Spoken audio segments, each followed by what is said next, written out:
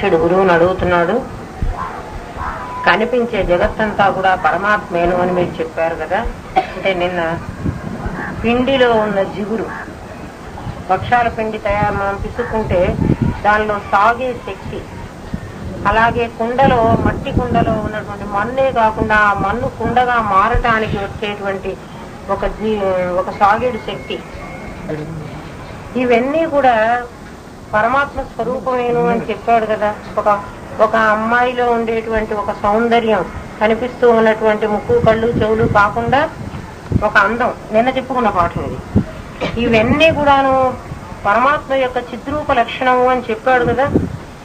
శిష్యుడు అడుగుతున్నాడు, అలా అయితే ఈ కనిపిస్తూ ఉన్నటువంటి పదార్థం అంతా, కనిపిస్తూ ఉన్నటువంటి ఈ జగత్తంతా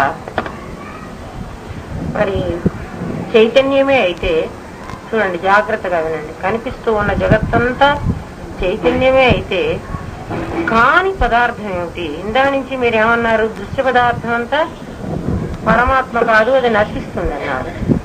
మరి ఇప్పుడేమంటున్నారు? కనిపించే ప్రతిదీ కూడాను పరమాత్మ స్వరూపమే, ప్రతిదాంతోనూ ఆ చైతన్యమే ఉంది అని మీరు చెప్తున్నారు. మరి పరమాత్మ ఏమో నశించకూడదు, పరమాత్మ నశించకూడదు కదా, అది లక్షణాల్లో నశించే లక్షణం పరమాత్మకి లేదు కదా. మరి దృశ్యమానమైనటువంటి జగత్తంతా కూడా నశిస్తోంది కదా, ఇదే పరమాత్మ అయితే ఇది నశించకూడదు కదా. మరి ఆ చైతన్యం ఇదంతా వ్యాపించి ఉంది అని మీరు చెబుతున్నారు కదా. మరి చైతన్యంతో ఉన్నటువంటి బ్రహ్మ పదార్థం దృశ్యమానంగా కనపడుతూ అది పోకూడదు కదా, మరి నశిస్తున్నాయి కదా. నిన్న ఉన్న మనిషి వాళ్ళు ఉండటం లేదు కదా, మరి వాడు చచ్చిపోయినాడని మనం అనుకుంటాం, ఒప్పుకుంటున్నాం కదా. లేకపోతే వాళ్ళందరూ ఉన్నారంటే వీళ్ళందరూ ఏడవడం ఎందుకు? చచ్చిపోయిన వాళ్ళ కోసం ఏడుస్తున్నారు కదా, వాళ్ళు చచ్చిపోయినారు అంటున్నారు కదా. ఒకవేళ వాళ్ళు ఉన్నారంటే ఇప్పుడు నాకు చూపించండి, చూపించడం లేదు కదా, ఎవరు చూపించడానికి వీలు లేదు కదా. అలాంటప్పుడు ఈ కనిపించే పదార్థంలో ఒకటి నశించేది, ఒకటి నశించనిది రెండు ఉన్నాయి కదా.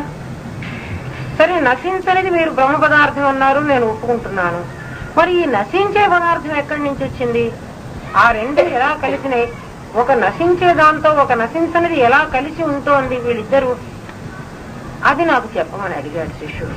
దృశ్య పదార్థం చైతన్యం ఎలా అవుతుంది? దృశ్య పదార్థం నశిస్తుందని మీరే చెప్పారు, అది చైతన్యం అని మళ్ళీ మీరే చెబుతున్నారు.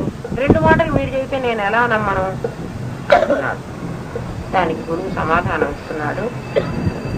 ఒక చెట్టు ఉంది, ఈ సంవత్సరం మా ఇంట్లో మల్లె చెట్టు చక్కగా పూసింది, మీకు అందరికీ తెలుసు.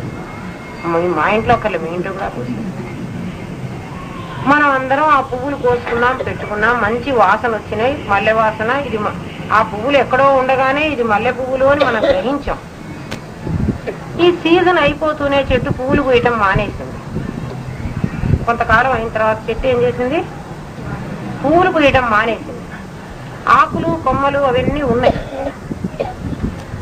కానీ అది మల్లె చెట్టే. పువ్వులు పూయకపోయినా కూడా అది మల్లె చెట్టే. తర్వాత ఒక 7-8 నెలలు ఆ చెట్టు నుంచి ఒక్క పువ్వు కూడా రాలేదు.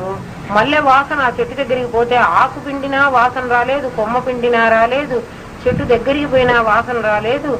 నాకైతే అక్కడ ఎక్కడా కూడా నేను అంటే ఆ మల్లె ఆకు మనకు తెలుసు కాబట్టి చూడగానేది మల్లె అంటున్నాం, కానీ ఆ మల్లె తాలూకు సువాసన ఆ చెట్టులో నాకు కనిపించలేదు కొంతకాలం.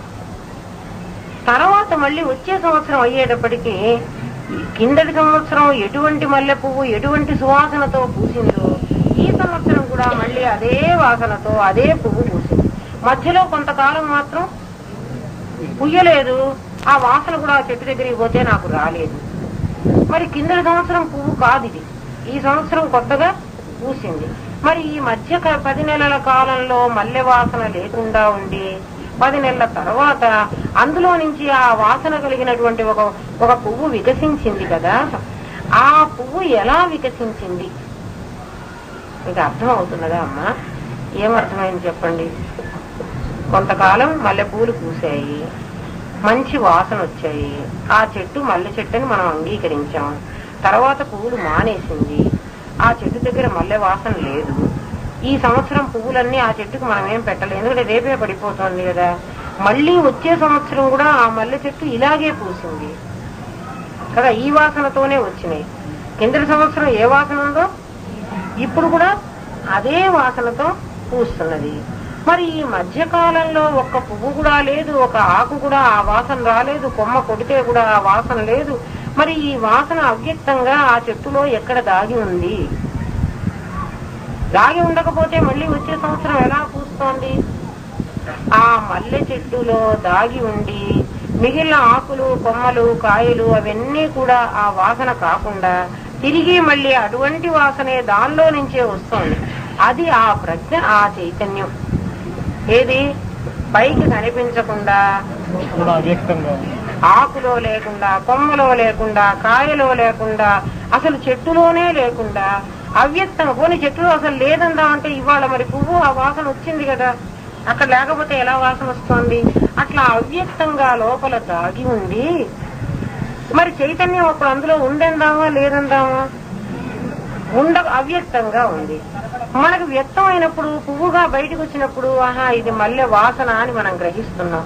అలాగే ప్రజ్ఞ అనేటువంటి చిత్స్వరూపము ప్రతి వస్తువులో అవ్యక్తంగా ఉంటూ అవసరం వచ్చినప్పుడు మాత్రమే వ్యక్తం అవుతూ ఉంటుంది.